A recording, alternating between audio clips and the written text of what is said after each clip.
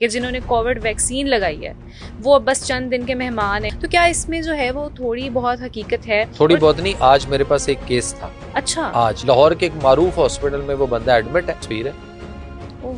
مجھے لگتا ہے یہ بندہ مردوں کا ڈاکٹر نبیہ ہے جو صرف لوگوں سے گالیاں سننے کے لیے ایسی ویڈیوز بنواتا رہتا ہے. یہ موصوف اپنی انفرادیت اور حیثیت جتلانے کے لیے جو بھی منہ میں آتا ہے بول دیتا ہے. اسے لگتا ہے یہ دنیا کا بہت بڑا ریسرچر اور بہت بڑا سائنسدان ہے. یہ لوگوں میں مس انفارمیشن پھیلا رہا ہے اور لوگوں کو غلط گائیڈ کر رہا ہے. اس پر حکومتی خاموشی ملک کے ساتھ غداری ہو سکتی ہے. پوری دنیا میں کووڈ ویکسین لگائی گئی ہے. اس کو کس نے اجازت دی ہے کہ ہماری معصوم عوام میں خوف و ہراس پھیلائے؟ ایسے لوگوں کی فوری طور پر سوشل میڈیا پر پابندی لگانی چاہیے. بیچارے لوگوں کو کوئی بیماری نہیں مارے گی. جب لوگوں کے ذہن میں یہ بات آپ ڈال دو گے کہ آپ جلد مرنے والے ہو تو ان کو یہ ڈر مار دے گا. کیوں معصوم لوگوں کے دلوں میں وسوسے سے ڈال رہے ہو؟ یہ موصوف بنا کسی ریسرچ اور تحقیق کے لوگوں کو پریشان کرتا رہتا ہے. جو خود بڑے فراڈیے ہوتے ہیں وہ لوگوں کی نفسیات سے کھیلتے ہیں. لوگوں میں پہلے ڈر پھیلاتے ہیں، پھر علاج کی مد میں ان کو لوٹتے ہیں. حیرت ہے ان لوگوں پہ جو صرف ویوز کے لیے ایسے لوگوں کے انٹرویوز کرتے ہیں. دوسرے ملکوں میں مس انفارمیشن اور لوگوں کو غلط گائیڈ کرنے پہ بہت بڑی سزائیں سنا دی جاتی ہیں. سالوں لگ جاتے ہیں ڈاکٹروں کو ریسرچ اور تحقیق کرتے ہوئے، اور یہاں یہ موصوف ایک پرچی دکھا کر یہ ثابت کر دیتا ہے کہ کووڈ ویکسین سے ہارٹ اٹیک ہو رہا ہے. جب کووڈ آیا تھا سب سے پہلے اسی بندے نے ویکسین لگوائی ہوگی. جب بھی کوئی نئی ویکسین آتی ہے اس پہ بہت ساری ریسرچز ہوتی ہیں، ٹرائل ہوتے ہیں، پھر انسانوں کو لگائی جاتی ہے. جس نے بھی کووڈ ویکسین لگوائی ہے اس کو ویکسین کی وجہ سے کچھ نہیں ہونے والا. بنا خوف کے اپنی زندگی گزاریں. ایسے لوگوں کو صرف شغل میلہ کے لیے سن لیا کریں. اپنی رائے کا کمنٹ سیکشن میں اظہار ضرور کیجیے گا.